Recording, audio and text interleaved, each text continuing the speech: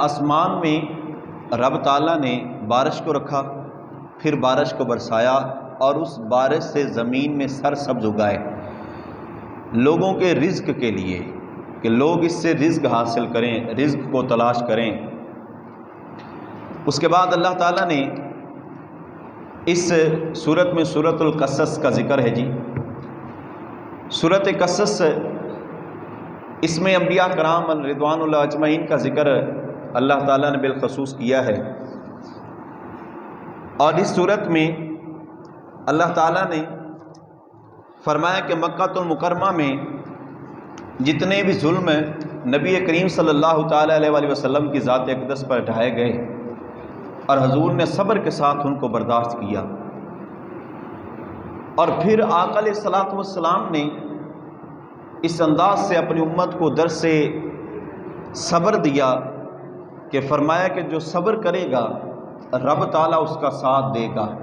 اور جس کا رب ساتھ دے گا وہ کبھی بھی کسی جگہ ناکام نہیں ہو سکتا ہے۔ اور اس کے بعد اللہ تعالیٰ نے قارون کا عبرتناک انجام بتایا کہ قارون جس کو اللہ تعالیٰ نے آخرت کے مقابلے میں یہ قارون جو شخص تھا، اس نے آخرت کے مقابلے میں دنیا کو ترجیح دی، کہ وہ کہتا تھا میرے لیے جو کچھ بھی ہے وہ دنیا ہے، اور فرعون کی خدمت کیا کرتا تھا، کیونکہ فرعون جو ہے اس نے خدائی کا دعویٰ کیا اور اس کے لیے دن رات وہ اپنے گزارا کرتا تھا۔ فرمایا کہ ایک وقت آیا اس قارون نے مال و دولت کی ہوس میں، یہ بات توجہ والی سننے والی، اللہ فرماتا ہے کہ مال و دولت کی ہوس میں نا اتنا یہ گم ہو چکا تھا، اتنا گم ہو چکا تھا کہ حق کی بات پہچاننے کے لیے بھی اس کو سمجھ نہیں آتی تھی کہ حق کی بات کیا ہے۔ پھر اللہ تعالیٰ نے حضرت موسیٰ علیہ الصلوۃ والسلام کو اس کی طرف بھیجا دعوت دینے کے لیے کہ تبلیغ کرو، دعوت دو۔ اس نے حضرت موسیٰ علیہ الصلوۃ والسلام کو یہ کہہ کر کہا کہ جتنا مال چاہیے لے لا، لیکن میں فرعون کے علاوہ کسی کو مانوں گا نہیں۔ تو حضرت موسیٰ علیہ الصلوۃ والسلام ایک مجمع لگا کر بیٹھے، اس جو تھا قارون جو تھا،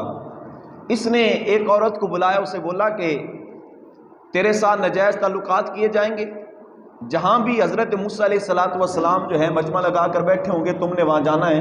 وہاں جا کر حضرت موسیٰ علیہ السلام پر الزام لگانا ہے کہ میرے پیٹ میں پلنے والا جو بچہ یہ حضرت موسیٰ کا ہے۔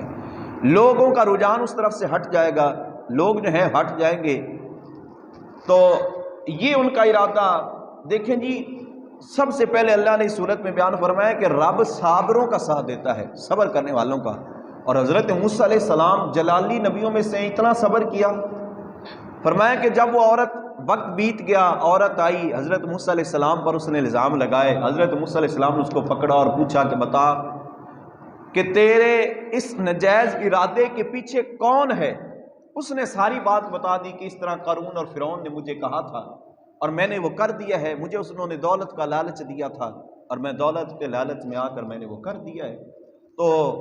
حضرت موسیٰ علیہ السلام نے ہاتھ اٹھائے اور دعا کی، یا اللہ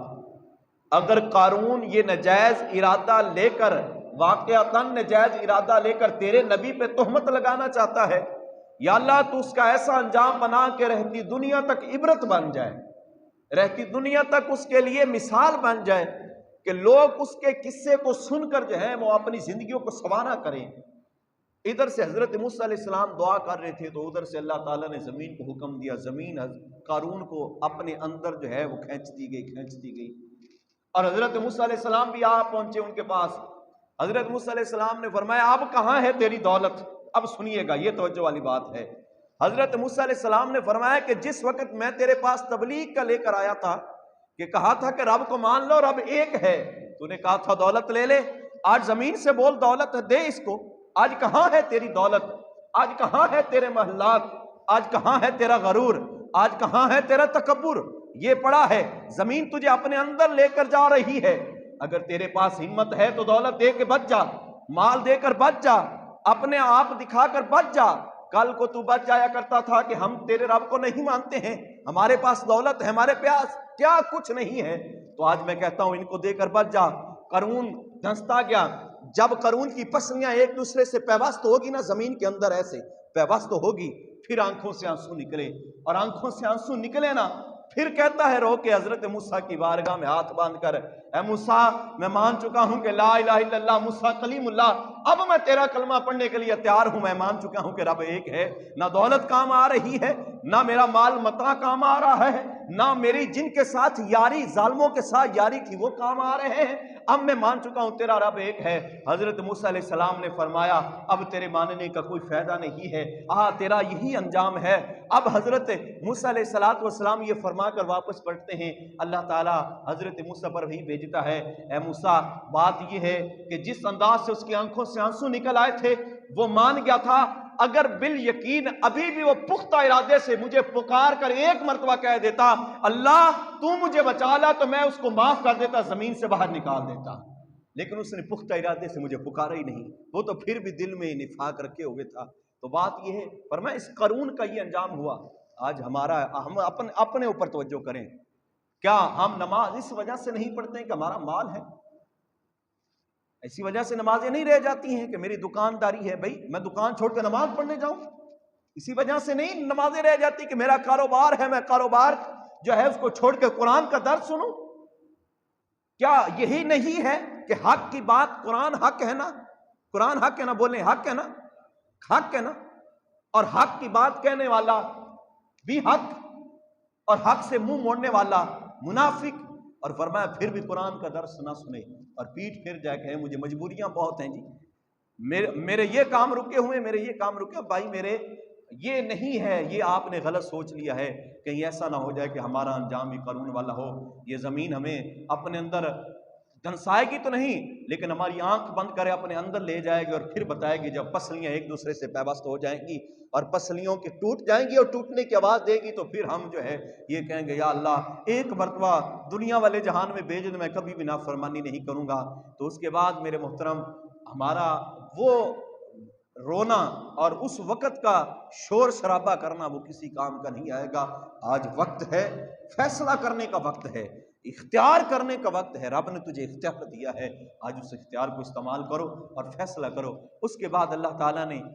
20ویں پارے میں سورۃ عنکبوت کو ذکر کیا۔ سورۃ العنکبوت میں ایک اللہ تعالیٰ نے اس میں ایمان والوں کو مضبوطی کا ذکر فرمایا کہ ایمان والے جو ہیں وہ مضبوط کیسے ہوتے ہیں اور ایمان ان کے مضبوط کیسے ہوتے ہیں، اور فرمایا کہ ایمان ان کے مضبوط ایک ہی صورت میں ہے، وہ ہے رب کی یاد کرنے میں، کہ رب کی یاد میں لگے رہیں گے ان کے ایمان مضبوط ہوتے جائیں گے۔ اور فرمایا کہ منافقوں کی طرف نہ جانا، ظالموں کی طرف نہ جانا، وہ ایسے ہے جیسے وہ مکڑی ہے نا، عنکبوت کا ذکر ہے، جیسے مکڑی جالا نہیں بنتی ہے، جالا بننے کے بعد کوئی بھی اس کو ختم کر دیتا ہے، تو فرمایا کہ جو منافق ہوتا ہے اس کی یاری ایسے ہی ہے کہ وہ ایک مرتبہ تو جالا بن دے گا لیکن اس کی منافقت جو ہے بالآخر ختم ہو جائے گی۔ اور اس کے بعد اللہ تعالیٰ نے اس بارے میں جہنم سے بچنے کا بتایا کہ جہنم سے کیسے بچا جائے گا، اور فرمایا کہ جہنم سے ایک ہی چیز سے بچا جا سکتا ہے، وہ ہے کہ اللہ کی زمین میں فساد پھیلانا چھوڑ دو۔ رب کی زمین پر فساد پھیلانا چھوڑ دو، بچ جاؤ گے اللہ کی جہنم سے۔ بھائی میرے کون سی ایسا فساد ہے جو ہم کریں تو جہنم میں جاتے ہیں؟ سب سے بڑا فساد تو یہ ہے ہمارے دل کا اندر کی جو پاکی ہے، وہ ہمارا فساد ہے کہ ہم نے اپنے دل میں جو بٹھا کر چیز رکھی وہ پاک چیز نہیں ہے، وہ ناپاک چیز ہے، اس لیے ہمارا ذکر میں دل نہیں لگتا ہے۔ اور اس کے بعد میرے محترم ہمارا یہ 20واں پارہ مکمل ہوا۔